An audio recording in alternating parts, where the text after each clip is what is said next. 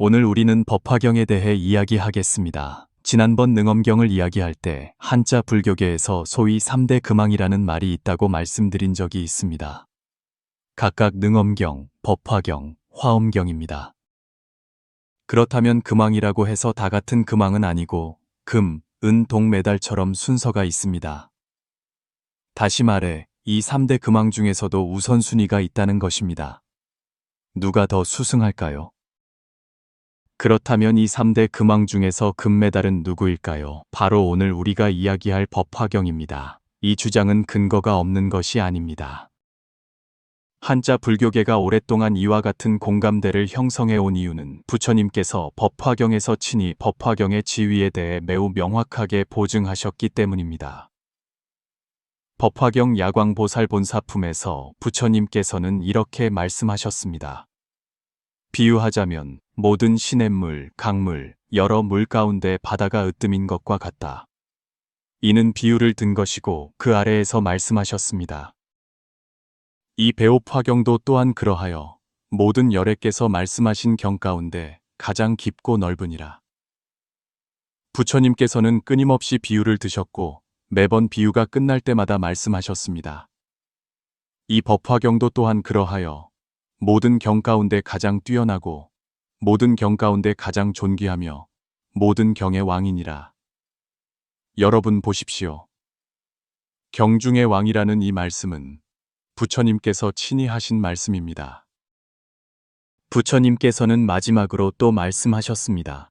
부처가 모든 법의 왕인 것과 같이 이 경도 또한 그러하여 모든 경 중의 왕이니라. 다시 말해 부처님은 모든 중생 가운데 가장 지혜롭고 가장 존귀한 존재이시며 법화경도 마찬가지로 모든 경전 가운데 노밀이며 왕이라고 칭할 만합니다. 세존의 이러한 보증이 있었기에 우리는 왜 법화경이 모든 경전 중에서 가장 수승한지 쉽게 이해할 수 있습니다.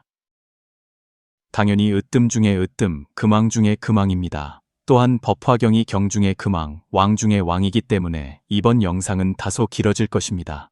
이 경 중의 왕의 지위는 짧은 시간 안에 간단한 몇 마디 말로 설명하기 어렵습니다. 게다가 법화경이 여러 경전 위에 으뜸가는 지위는 우리가 시간을 더 할애하여 더욱 완전하고 가능한 한 명확하게 여러분께 보여드릴 만한 가치가 있습니다. 그래서 여기서 먼저 여러분께 설명을 드립니다. 이번 영상이 다소 길겠지만 저는 진심으로 여러분께서 끝까지 시청해 주시기를 바랍니다. 저희 불경 낭독 시리즈는 총 10부의 불경을 소개할 계획입니다. 다른 9부를 듣지 않으시더라도 이 한 부만은 꼭 끝까지 보시기를 바랍니다. 왜냐하면 이것이 여러분께 가져다 줄 이익이 너무나 크기 때문입니다. 그렇다면 법화경은 도대체 어떤 내용을 담고 있으며 왜 부처님께서 그토록 칭찬하셨을까요? 법화경의 심오한 이치를 구체적으로 설명하기 전에 먼저 법화경의 몇 가지 특징을 살펴보겠습니다. 이러한 특징들을 통해 여러분은 이 경전이 왜 그토록 독특하고 그토록 수승한지 대략적으로 이해하실 수 있을 것입니다. 첫째, 법화경은 6만 자가 넘는 글자로 이루어져 있으며 그 한 글자 한 글자가 곧 한 분의 부처님이라는 것을 아셔야 합니다. 이는 다른 불경에서는 보기 드문 주장입니다. 왜 그럴까요? 법화정의에 나오는 한 가지 이야기를 살펴보겠습니다. 당나라 시대의 빈주 지역에 이일용이라는 사람이 있었습니다. 그의 집안은 대대로 글씨 쓰는 것을 업으로 삼았고 서예 실력이 모두 뛰어났습니다. 그의 아버지 이호룡은 불법을 매우 믿지 않았고 임종시에 우리 집안은 대대로 불경을 쓰지 말라. 다른 사람이 아무리 많은 돈을 준다고 해도 안 된다. 라는 유언을 남겼습니다. 후에 빈주의 한 관리가 부임했는데 그는 독실한 불교 신자였습니다. 그는 글씨를 잘 쓰는 사람을 찾아 법화경을 쓰게 하고 싶어 했습니다.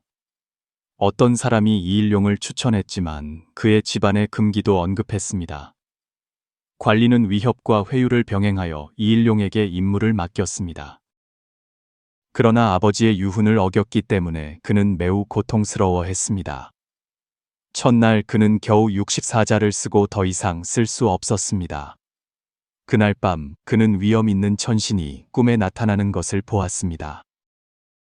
그 천신은 자신이 그의 아버지이며 이미 천상에 태어났다고 말했습니다. 그는 이일용에게 말했습니다. 나는 생전에 불법을 비방했기 때문에 줄곧 지옥에서 고통을 받았다. 그러나 어제 내가 있는 지옥에 한 부처님이 오셔서 경문을 설하시고 빛을 비추셨다. 그 후 63분의 부처님이 더 오셔서 각자 빛을 놓아 우리를 가피하시고 설법하셨다. 모든 지옥 중생들이 해탈했고 나도 천상에 올라왔다. 신통력으로 살펴보니 네가 법화경을 쓰기 시작했기 때문이었다. 네가 쓴 64자가 64분의 부처님으로 변하여 지옥에 와서 나를 구원한 것이다. 이제부터 우리 집안은 불경을 많이 써야 한다. 이 이야기를 통해 우리는 법화경이 일반적인 불경과는 다르다는 것을 이해할 수 있습니다. 비록 글자는 같을지라도 법화경에서는 한 글자 한 글자가 곧 한 분의 부처님입니다. 그러므로 법화경을 읽고 쓰고 예배하는 것은 그렇게 많은 부처님을 읽고 예배하고 쓰는 것과 같습니다. 법화경의 두 번째 특징은 복덕을 쌓는 데 효율이 매우 높다는 것입니다. 흔히 현세에서 바로 과보를 얻을 수 있습니다. 보영원 발품에서 부처님께서는 말씀하셨습니다. 만약 이 경전을 받아 지니고 읽고 외우는 사람이 있다면 이 사람은 탐욕에 집착하여 부처님을 저버리지 않을 것이며 내가 음식으로 생명을 기르는 것을 거부할 것이니 소원이 헛되지 않아 현세에서 그 복을 얻으리라. 이를 증명할 수 있는 어린 사미의 이야기가 있습니다. 한 관상쟁이가 말하기를 이 어린 사미는 오래 살지 못할 것이라고 했습니다. 그러나 몇 년 후 어린 사미는 절로 돌아와 다시 그 관상쟁이에게 관상을 보아달라고 청했습니다. 관상쟁이는 놀라며 말했습니다. 이 어린 사미의 상이 단명상에서 장수상으로 바뀌었군요. 스승이 그 이유를 묻자 어린 사미는 다만 법화경의 사구계를 늘 외웠을 뿐이라고 말했습니다. 재불량족존, 지법상무성, 불중종영이, 사고설일성. 후에 그는 꿈에서 한 신인이 그에게 말하는 것을 보았습니다. 단명할 운명이 18비였으나 법화경을 외워 8식으로 바뀌었다. 스승은 감탄하며 말했습니다. 법화 금왕의 위력은 정말 다르구나. 나는 5년 동안 금강경을 독송하며 정진하여 겨우 연수의 과보를 얻었는데 어린 사미는 단지 법화경의 4구절을 무심코 외웠을 뿐인데도 똑같은 복을 얻었으니 말이다. 법화경의 세 번째 특징은 업장을 소멸시키는 효율 또한 매우 높다는 것입니다. 한나라 황제에게 유행했던 제문 중에 법화기라는 것이 있는데 그 마지막 두 구절은 다음과 같습니다. 가령 지은 죄업이 산과 같을지라도 묘법 연화경 두세 줄이면 없어지리라. 이는 아무리 산처럼 많은 죄업을 지었을지라도 묘법 연화경의 두세 줄 경문만으로도 그것을 모두 소멸시킬 수 있다는 의미입니다. 법화정의에는 생선 장사를 하는 할머니 이야기가 있습니다. 그녀는 평생 물고기를 잡고 팔았으며 선한 일은 거의 하지 않았습니다. 한 번은 섬에서 비를 피하다가 무심코 법화경 강서를 반나절 동안 들었습니다. 얼마 후 그녀는 죽었고 염라대왕 앞에 섰습니다. 염라대왕이 그녀에게 무슨 선한 일을 했는지 묻자 그녀는 떠올릴 수 없었습니다. 그러나 염라대왕이 그녀가 법화경을 반나절 동안 들었다는 것을 확인하고는 태도를 갑자기 공손하게 바꾸어 그녀를 인간 세상으로 돌려보내고 지옥을 구경시켜 살생의 과보를 알게 했습니다. 할머니는 지옥의 고통을 보고는 무심코 나무 묘법 연화경이라고 외쳤습니다. 그러자 그녀가 있던 지옥이 갑자기 텅 비었고 모든 죄인들이 해탈했습니다. 이 이야기들은 법화경의 죄를 없애는 효능이 정말로 크다는 것을 알려줍니다. 단지 반나절 동안 경문을 듣는 것만으로도 지옥의 고통에서 벗어날 수 있으며 지옥에서 경의 제목을 한번 외치는 것만으로도 온 지옥이 비워질 수 있습니다. 기우가 말한 것처럼 두세 줄의 묘법만으로도 산과 같은 큰 죄업을 소멸시킬 수 있는 것입니다. 어떤 분들은 법화경이 그렇게 수승하다면 읽기가 매우 어려울 것이라고 생각할 수도 있습니다. 하지만 그렇지 않습니다. 이것이 바로 법화경의 네 번째 특징입니다. 비록 경중의 왕이지만 문장이 생생하고 비교적 쉬워서 이해하기 쉽고 보급성이 매우 강합니다. 그 안에는 많은 이야기와 비유가 있어서 읽어도 전혀 지루하지 않습니다. 제가 보장하건대 여러분 모두 이 이야기와 비유가 무엇을 말하는지 이해할 수 있을 것입니다. 법화경에 관해서는 예로부터 매우 유명한 법화칠류라는 말이 있습니다. 여기에는 제3품의 화태규, 제4품의 궁자유, 제5품의 약초유, 제7품의 화성유, 제8품의 오우유, 제14품의 안락행유, 제16품의 열애수량품의 비유가 포함됩니다. 이러한 비유들은 매우 생생하게 설명되어 있으며 그 중에서도 화태규와 궁자유가 가장 중요합니다. 왜냐하면 그것들은 매우 심오한 이치를 드러내기 때문입니다. 이것은 우리가 나중에 자세히 다룰 것입니다. 그러므로 법화경이 읽기 어렵고 이해하기 어려울까봐 걱정하는 분들은 완전히 안심하셔도 됩니다. 이 경은 비록 경중의 왕이라고 하지만 읽기에 전혀 어렵지 않고 오히려 매우 쉽고 생생하며 전혀 지루하지 않습니다. 법화경에는 또 다른 매우 중요한 특징이 있습니다.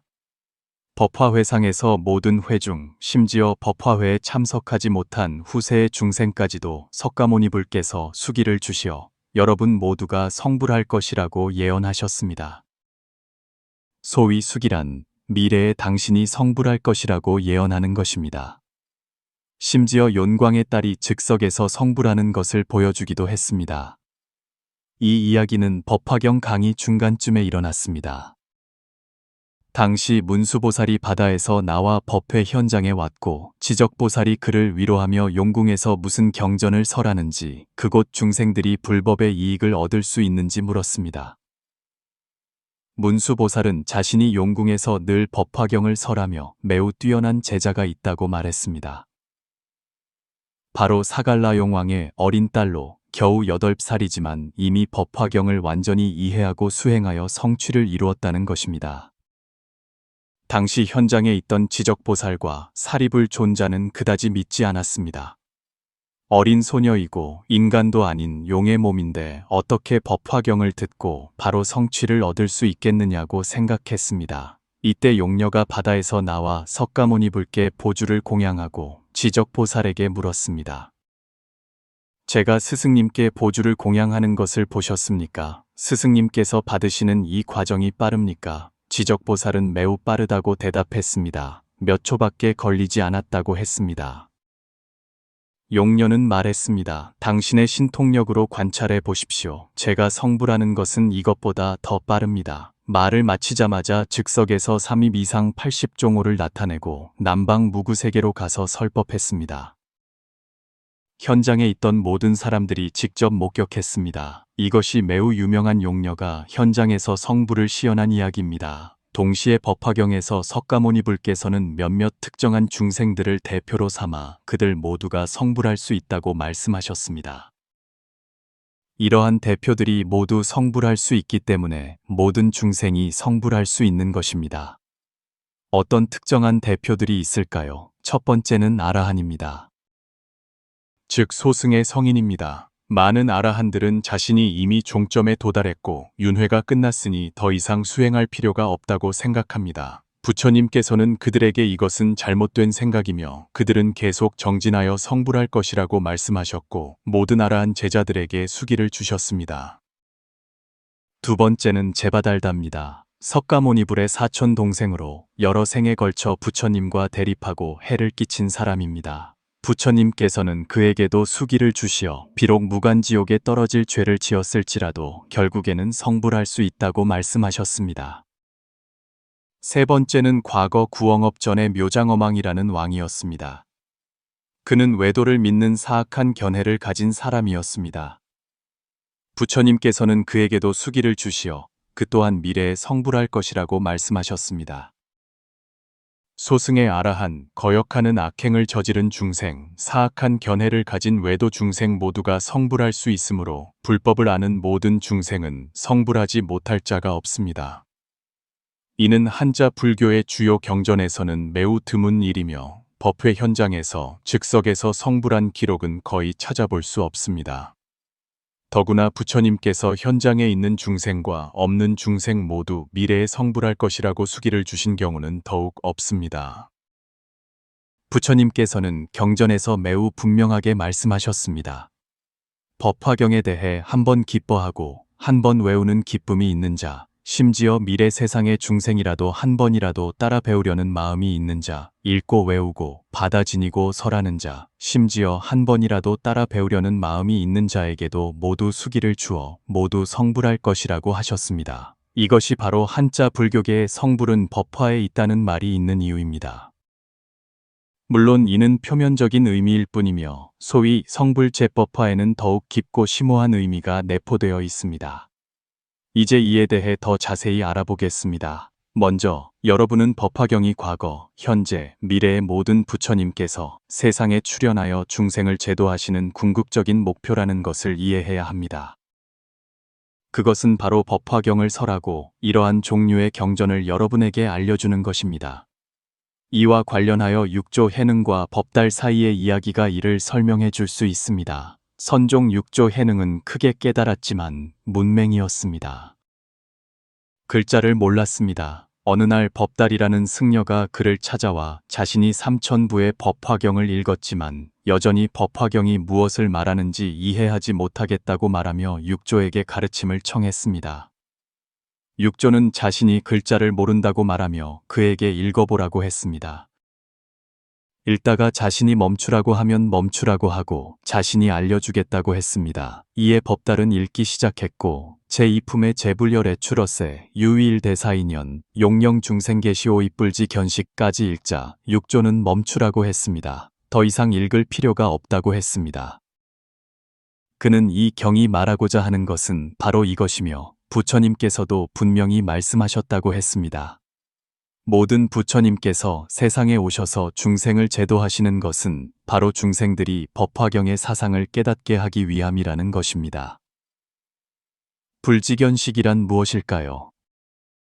간단히 말해 부처님의 세계관, 우주관, 이 세상에 대한 부처님의 인식, 부처님의 지혜, 부처님의 상태와 경계라고 이해할 수 있습니다. 그리고 계시오입은 사실상 같은 의미입니다. 열어서 보여주고 중생들이 깨닫게 하고 중생들이 들어가게 하는 것입니다.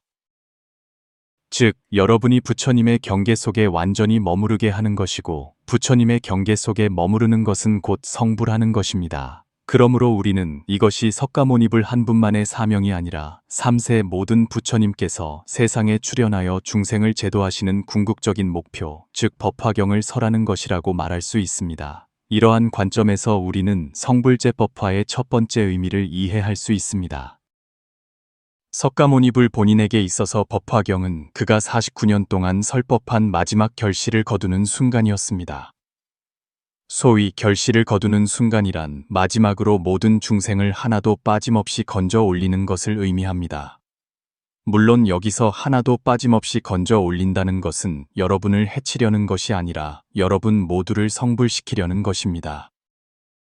이것이 부처님께서 일생 동안 마지막으로 하셔야 할 가장 중요한 일이었습니다. 여기서 법화경을 근본 경전으로 삼는 중국 천태종과 그 창시자인 지자대사가 제시한 58교 개념에 대해 이야기해야 합니다. 지자대사는 석가모니불께서 일생 동안 설법하신 기간, 즉 석가모니불의 49년을 5시기로 나누었는데 이를 오시라고 합니다.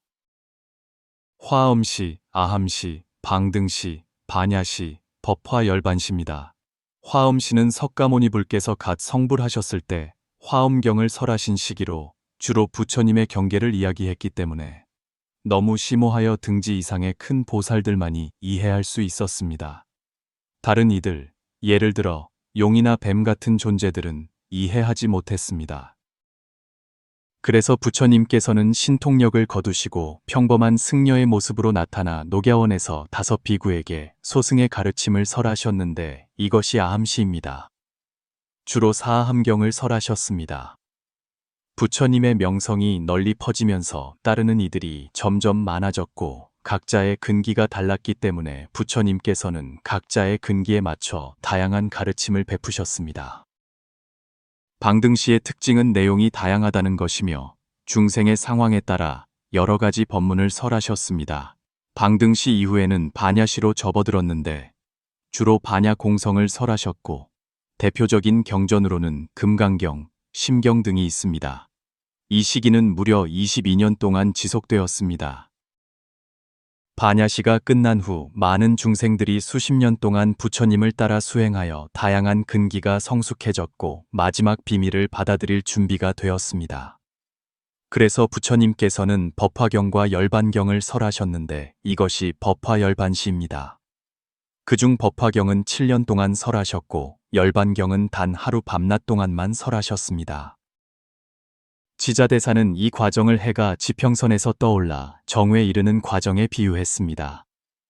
화엄시는 해가 갓 떠올라 빛이 높은 곳만 비추는 것과 같고 정오가 되면 햇빛이 온 땅을 두루 비추어 높은 산, 평지, 심지어 음침한 구석까지도 비출 수 있습니다. 해가 정오에 이른 시기가 바로 법화열반시이며 법화경은 모든 중생을 제도할 수 있고 단 한 명도 빠뜨리지 않습니다. 이것이 바로 법화회상에서 석가모니 불께서 모든 중생, 심지어 법화회에 참여하지 못한 이들에게까지 수기를 주시어 모든 중생이 성불할 수 있다고 말씀하신 이유입니다. 지자대사는 또한 법화경을 순원동묘라고 평가했습니다. 그는 부처님의 가르침을 장교, 통교, 별교, 원교의 4가지로 나누었습니다. 장교는 소승의 가르침이고 통교는 소승에서 대승으로 넘어가는 과도기이며 별교는 순수한 대승이고 원교는 대승 중에서도 가장 뛰어난 부분으로 수행이 빠르고 효율적이며 간단하고 직접적입니다. 법화경과 비교했을 때 다른 시대의 경전들은 모두 부족한 점이 있습니다. 화엄시의 경전은 비록 원만하지만 아직 모난 부분이 있고 아함시는 순전히 소승이라 원만하지 못하며 방등시는 내용이 잡다하여 순수하지 못하고 반야시는 대승을 설하지만 방법이 다소 거칠고 오직 법화경만이 가장 순수하고 가장 원만하며 잡다한 것이 섞이지 않았기 때문에 순원동묘라고 불립니다. 법화경은 한낮의 태양과 같은 가르침이며 온 땅을 두루 비추고 순수하고 원만하며 모든 경전의 왕이며 석가모니 불께서 49년 동안 설하신 가르침의 마지막 결실을 거두는 순간입니다. 앞의 가르침들은 모두 이를 위한 단계적인 준비였고 여기서 모든 것을 하나로 묶는 것입니다. 마치 블록버스터 영화를 보는 것과 같아서 마지막 부분이 가장 절정인 부분이고 이 부분이 지나면 영화 전체가 끝나는 것과 같습니다. 석가모니 불께서 49년 동안 설법하신 가르침의 절정 부분이 바로 법화경이며 모든 중생을 하나도 빠짐없이 건져 올려 모두 성불시키는 것입니다. 다음으로 우리가 이야기할 것은 객원현실입니다. 먼저 개란 무엇이고 권이란 무엇이며 현실이란 무엇일까요? 개는 열다는 뜻이고 권은 방편적인 가르침을 덮고 있는 껍데기, 즉 권교를 의미하며 현실은 진실한 가르침, 즉 실교를 의미합니다. 객권현실이란 방편적인 가르침의 껍데기를 열어 그 안에 있는 진실한 가르침을 드러내는 것을 말합니다. 석가모니 불께서는 법화경을 설하시기 전에는 많은 경우에 자신의 진실한 의도를 감추셨습니다. 왜냐하면 진실한 의도를 직접 말씀하시면 많은 사람들이 받아들이지 못할 수도 있기 때문입니다. 그래서 부처님께서는 반드시 겉옷을 덮으셔야 했습니다. 마치 아이에게 약을 먹일 때 때로는 겉에 설탕을 입혀야 아이가 먹는 것과 같습니다. 그렇지 않으면 너무 써서 아이가 먹지 않으려고 할 것입니다. 그러나 법화회상에 이르러 부처님께서는 겉에 설탕 껍데기를 벗기셨고 진실한 가르침이 드러났습니다. 이것이 바로 객원현실입니다. 객원현실에 관해서는 경전의 제4품에 매우 중요한 비유가 나옵니다. 궁자유라는 이 비유를 통해 우리는 객원현실이 무엇인지 잘 이해할 수 있습니다. 이야기는 한 부유한 장자의 이야기입니다. 오늘날의 대기업가, 상업제국의 사장과 같습니다. 그에게는 외아들이 있었는데 불행하게도 그 아들은 아주 어렸을 때 길을 잃었습니다. 아버지는 매우 걱정하며 수십 년 동안 끊임없이 찾았고 마침내 한 도시에서 길을 잃었던 아들을 찾았습니다. 아들은 이미 자라서 아버지를 알아보지 못했지만 아버지는 한눈에 그를 알아보았습니다. 하지만 안타깝게도 아들은 거지로 전락해 있었습니다. 아버지의 첫 번째 반응은 그를 불러 집으로 데려가고 싶어 하는 것이었습니다. 그래서 그는 옷을 잘 차려입은 두 하인을 보내 그 거지를 데려오라고, 심지어 다소 강압적으로 데려오라는 뜻을 내비쳤습니다. 거지는 그 자리에서 당황했습니다. 내가 무슨 잘못을 저질렀다고 저 사람들이 나를 잡아가려고 하는 거지? 혹시 나를 어디 팔아넘기려는 건가? 라고 생각하며 점점 더 불안해했고, 결국 정신을 잃고 쓰러졌습니다. 아버지는 멀리서 이 광경을 보고 이렇게 해서는 안 된다는 것을 깨달았습니다. 그는 아들이 거지 생활을 한 지 2030년이나 되었고, 이미 그러한 천한 생활에 익숙해져 있다는 것을 알았습니다. 만약 그에게 직접 너는 부잣집 아들이야 라고 말하면 그는 혼란스러워하고 믿지 못할 것이며, 심지어 아버지가 꿍꿍이가 있다고 의심할 수도 있습니다. 그래서 아버지는 계략을 세워 아들이 서서히 적응하도록 하기로 결정했습니다. 이 과정에서 그는 하인들에게 그 거지를 놓아주게 하고, 그날 밤 다시 허름한 옷을 입은 하인 2명을 보내 거지를 찾아가 말했습니다. 우리 회사에서 지금 사람을 뽑는데 화장실 청소하는 사람, 경비하는 사람, 청소하는 사람이 필요합니다. 매달 약간의 돈을 드릴 테니 일반 사람보다 조금 더 많은 월급을 드릴 겁니다. 오시겠습니까? 거지는 생각했습니다. 이 정도면 괜찮아. 내가 할 수 있어. 나는 원래 거지였으니까. 지금 일자리도 있고 먹고 자는 것도 해결해 주니 꽤 괜찮네.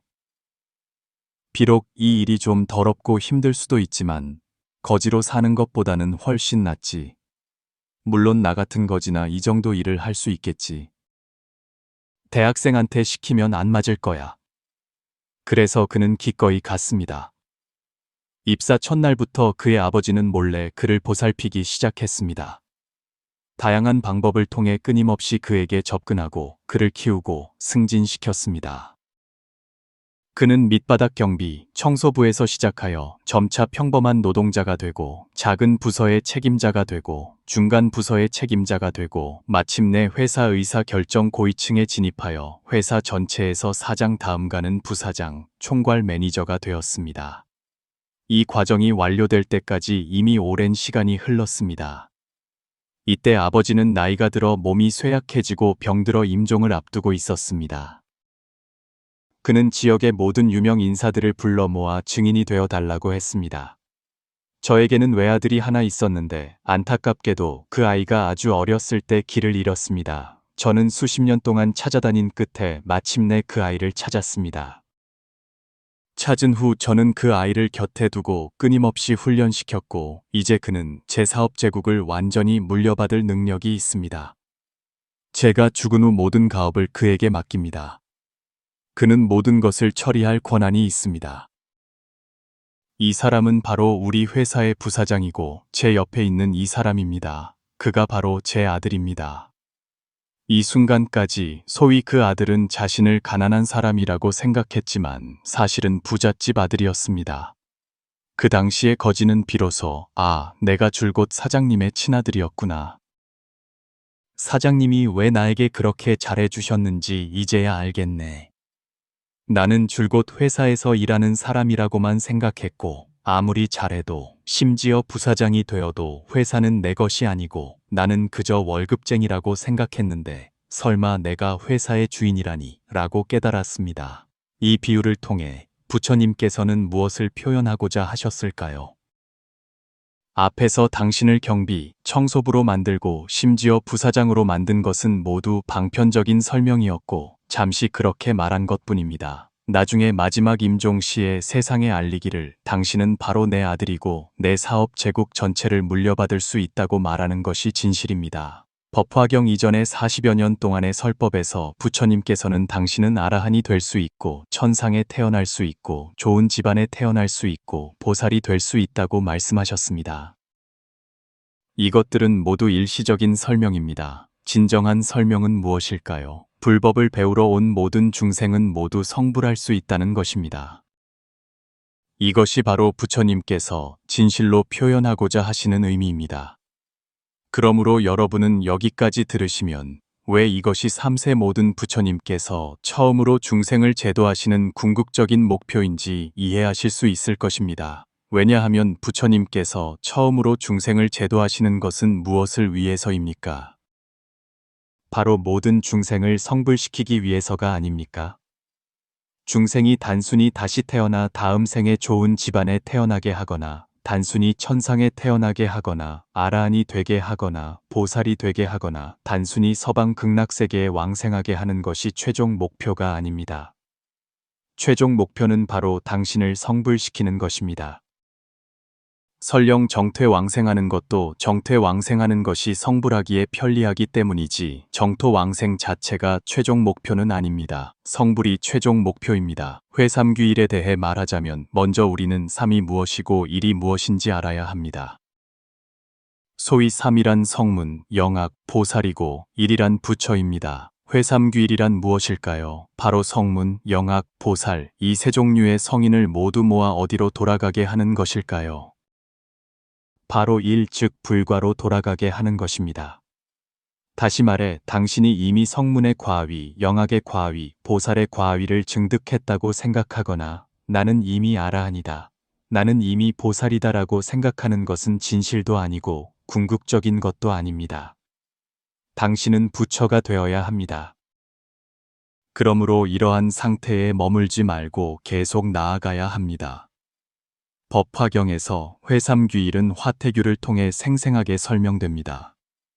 이야기는 한 부유한 장자에게 오래되고 낡은 큰 저택이 있었다는 것입니다. 어느 날 그는 수십 명의 아이들을 데리고 그곳에 놀러 갔는데 아이들은 모두 그 낡은 저택 안으로 뛰어들어가 놀았습니다. 그러다 갑자기 그 낡은 저택에 불이 났습니다. 장자는 당황했습니다. 내 아이들 수십 명이 저렇게 큰 집 안에 흩어져 있는데 지금 불까지 났으니 어서 구해야 해. 한 명씩 찾기에는 시간이 너무 오래 걸려. 빨리 나오라고 해야겠다. 그래서 그는 모든 아이들에게 어서 나와라. 집에 불 났다 라고 소리쳤습니다. 하지만 문제는 아이들이 너무 어려서 불이 무엇인지 모르는 아이도 있었고 불이 무엇인지 알더라도 자신들이 놀고 있는 곳에는 아직 불이 붙지 않았기 때문에 불은 조금씩 번져오고 있었습니다. 그래서 아버지가 아무리 소리쳐도 아이들은 영문을 몰라 했습니다. 어떤 아이들은 주변을 둘러보기도 하고 어떤 아이들은 아예 보지도 않고 제각기 놀고 있었습니다. 아버지는 정말로 초조해졌습니다. 더 이상 시간이 없었습니다. 그는 생각했습니다. 한 명씩 데려오는 것은 분명히 시간이 부족해. 내가 말을 걸어도 듣지 않으니 어떻게든 꾀를 내서 밖으로 유인해야겠다. 아이들이 왜 나오려고 하지 않을까? 아마도 집안이 재미있다고 생각해서겠지. 그렇다면 내가 집 밖에 더 재미있는 장난감이 있다고 말하면 아이들이 기꺼이 나올 거야. 그래서 아버지는 다시 소리쳤습니다. 너희들 집 안에서 놀지 마라. 집 안의 물건들은 재미없어. 블록이나 흙덩이, 진흙 같은 것들은 아주 형편없다. 하지만 내가 밖에 너희들을 위해 아주 재미있는 장난감을 많이 준비해 놨다. 수레도 있고 사슴수레도 있고 소수레도 있다. 고대 인도에서는 이것들이 꽤 좋은 장난감이었을 것입니다. 부처님께서는 당시 인도 사람들의 습관에 맞춰 말씀하신 것입니다. 아이들은 밖에 그렇게 재미있는 것이 있다는 말을 듣자 손에 들고 있던 것을 얼른 내던지고 모두 뛰쳐나왔습니다. 모두 수레와 사슴수레, 소수레를 보고 싶어 했습니다. 모든 아이들이 불타는 낡은 집에서 뛰쳐나와 안전한 곳에 이르자 아버지는 매우 기뻤습니다. 모든 아이들이 구출된 것입니다. 이때 아이들은 당연히 장난감을 달라고 졸랐습니다. 아빠, 저희가 나가면 장난감을 주신다고 하셨잖아요. 이제 저희 나왔으니 수레랑 사슴수레랑 소수레는 어디 있어요? 장자는 말했습니다. 서두르지 마라. 너희들 기다려라. 모두에게 수레가 있을 것이다. 하지만 수레나 사슴수레, 소수레가 아니라 모두에게 큰 흰 소가 끄는 수레를 줄 것이다. 이 수레를 끄는 것은 큰 흰 소인데 평범한 소가 아닙니다. 큰 흰 소는 흔치 않고 더 예쁘고 더 웅장하고 힘이 셉니다. 게다가 수레 장식도 더 좋고 수레도 더 크고 그 위에 있는 보물도 더 많습니다. 이것은 마치 현대인이 당신에게 이리 오세요. 오시면 벤츠 한 대, BMW 한 대 드릴게요 라고 말하는 것과 같습니다. 벤츠나 BMW가 최고급 차는 아니지만 그래도 꽤 괜찮은 차입니다. 만약 당신에게 차가 한 대도 없다면 누군가가 벤츠나 BMW를 그냥 준다고 하면 매우 기쁠 것입니다. 그런데 당신이 가보니 그 사람이 당신을 속였습니다. 그가 준 것은 벤츠나 BMW가 아니라 벤츠나 BMW보다 더 고급 차였습니다. 당신의 기분은 어떻겠습니까? 비록 속았지만 사실 매우 기쁠 것입니다. 왜냐하면 얻은 것이 기대했던 것보다 훨씬 많고 그 사람이 처음에 약속했던 것보다 훨씬 많기 때문입니다. 소위 수레, 사슴수레, 소수레는 바로 성문, 영악, 보살, 이 세 종류 성인의 과위를 비유하는 것입니다. 부처님께서는 이 비유를 통해 자신이 삼계에서 중생을 교화하는 것을 설명하고자 하셨습니다. 이 삼계는 마치 불타는 집과 같아서 매우 위험하고 고통으로 가득 차 있지만 우리 미혹된 중생들은 마치 불타는 집 안에서 노는 어린아이와 같아서 위험을 전혀 모릅니다. 부처님께서는 어떤 방법으로 우리를 삼계에서 벗어나게 하실까요? 바로 유인하는 방법을 쓰십니다. 어서 나오세요. 삼계에서 놀지 말고 저를 따라 수행하면 아라한의 과위를 얻을 수 있고 보살의 과위를 얻을 수 있습니다. 이러한 과위에서 누리는 안락은 윤회 속의 것보다 훨씬 낫습니다. 모두 나오세요. 어떤 중생들은 이 말을 듣고 흥미를 느꼈습니다. 아, 밖에 성문, 영악, 보살과 같은 과위가 있구나. 그들이 누리는 안락은 우리가 인간 세상, 천상, 무색계에서 누리는 것보다 훨씬 더 좋구나. 그래서 어떤 사람들은 윤회에서 벗어나 불법을 수행하기를 원했고 결국 실제로 성문, 영악, 보살의 과위를 얻었습니다. 하지만 문제는 이것이 부처님의 본래 뜻이 아니었다는 것입니다. 부처님께서는 궁극적으로 모든 사람이 성불하기를 바라셨습니다. 그래서 여러분이 진정으로 삼계를 벗어나 불타는 집에서 뛰쳐나와 안전한 풀밭에 앉았을 때 부처님께서 여러분에게 주시는 것은 무엇일까요? 바로 각자에게 큰 흰 소가 끄는 수레입니다. 여기서 큰 흰 소가 끄는 수레는 바로 성불의 과위를 비유하는 것입니다. 여러분은 사실 아라한도 아니고 보살도 아닙니다. 여러분 각자가 바로 부처입니다. 이전에는 단지 아라한, 보살과 같은 과위로 여러분을 유인했던 것입니다. 여러분 모두가 나온 후에는 세 가지 과위, 세 가지 수레가 모두 하나로 변하여 모두 큰 흰소가 끄는 수레, 즉 성불의 과위가 여러분에게 주어지는 것입니다. 이것이 바로 회삼귀일입니다. 어떤 분들은 법화경이 그렇게 수승하다면 우리는 어떻게 수행해야 할까요? 라고 물을 수도 있습니다. 일반적으로 다음과 같은 몇 가지 방법이 흔히 사용됩니다. 첫 번째는 독송입니다. 이것은 가장 간단합니다. 경전을 펴고 한 글자 한 글자 소리 내어 읽으며 마음속으로 공경하고 집중하는 것입니다. 두 번째는 서사, 즉 사경입니다. 다양한 방식으로 할 수 있습니다. 따라 쓰는 것도 좋고 직접 베껴 쓰는 것도 좋습니다. 세 번째는 예배입니다. 두 가지 종류가 있습니다.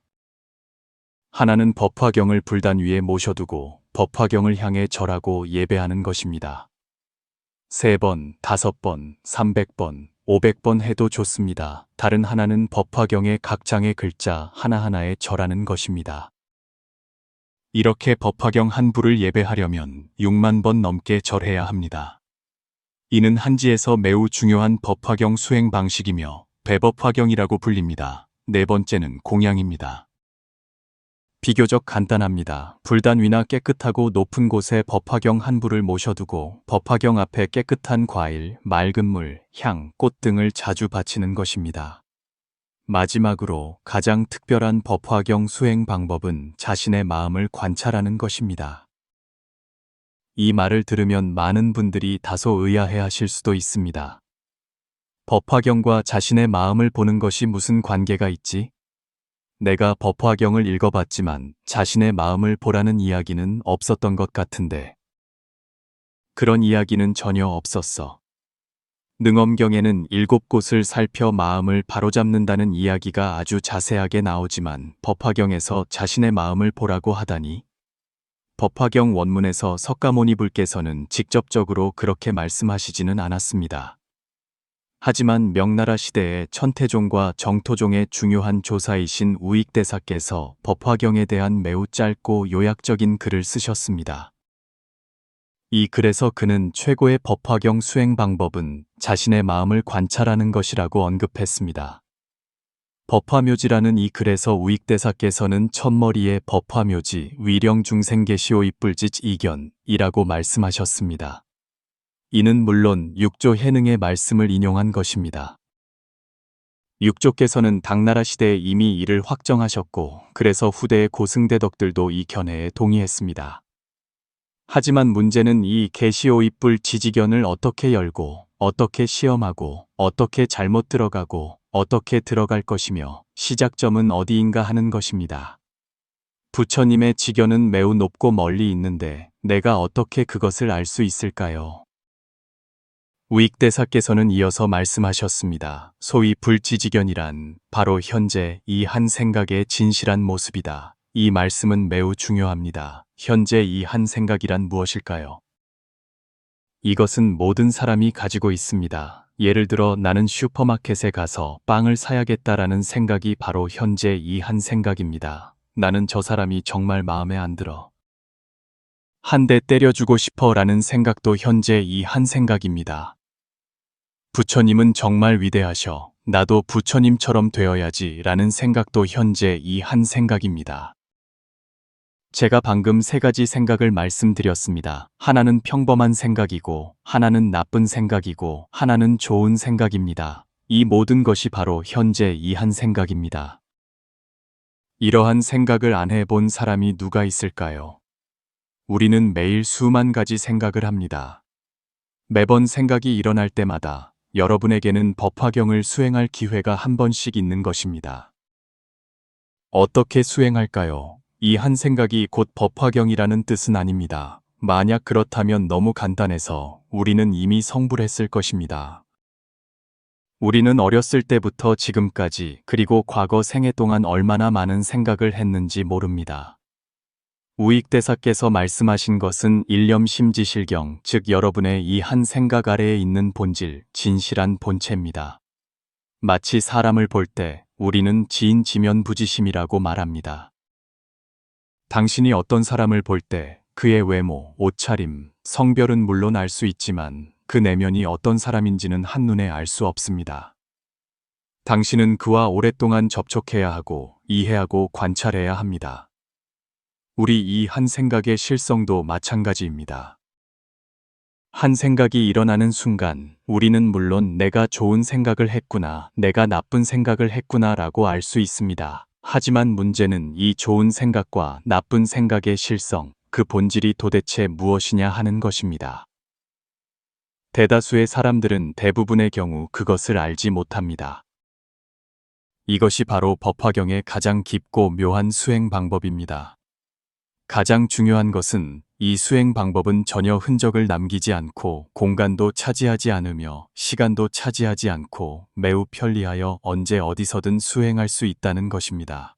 당신에게 생각이 있다면 당신은 법화경을 수행할 수 있습니다. 우리 범부에게 유일하게 부족하지 않은 것이 바로 생각이라고 할 수 있습니다.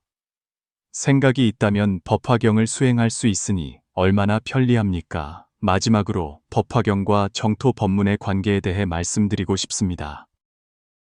여러분도 아시다시피 저희 채널의 취지는 선이 있고 정토가 있다는 것입니다. 소위 선이란 반야의 지혜이고 정토란 목숨을 마친 후 서방 극락세계에 왕생하는 것입니다. 이것이 또한 제 개인의 일생 수행의 요강이기도 합니다. 바라건대 금생에 살아있는 동안 반야 공성의 지혜에 끊임없이 체득하고 깊이 들어가고 이 생을 마친 후에는 서방 극락세계 아미타불계로 가서 계속 불법을 배우기를 바랍니다.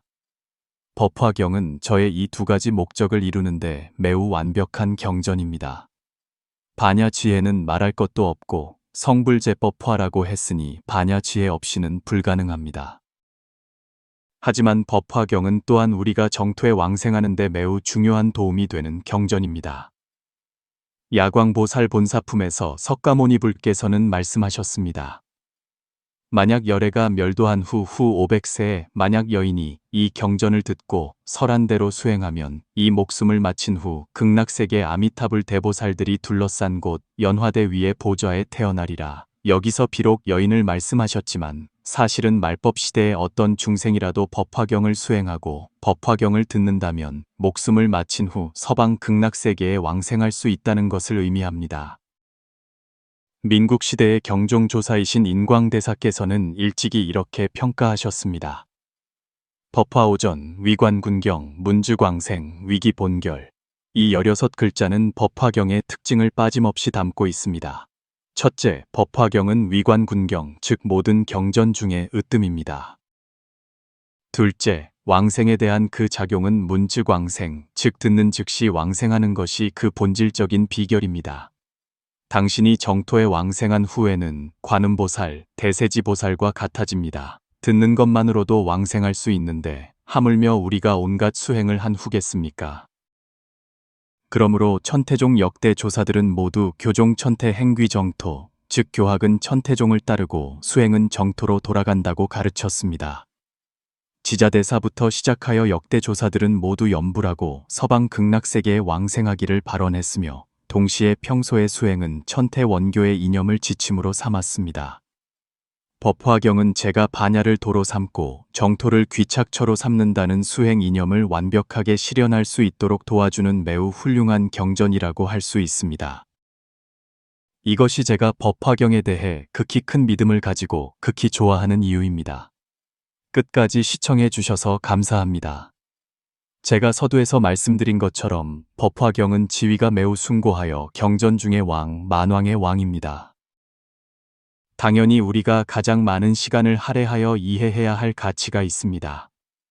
여러분 모두 이미 마음속에 법화경의 씨앗을 심으셨으리라 믿습니다. 만약 앞으로 제가 앞에서 말씀드린 방법대로 법화경을 공부하신다면 틀림없이 막대한 이익을 얻으실 것입니다. 금생에는 행복과 안락을 얻고 지혜를 열며 내생에는 서방 극락세계에 왕생하여 속히 성불하실 것입니다.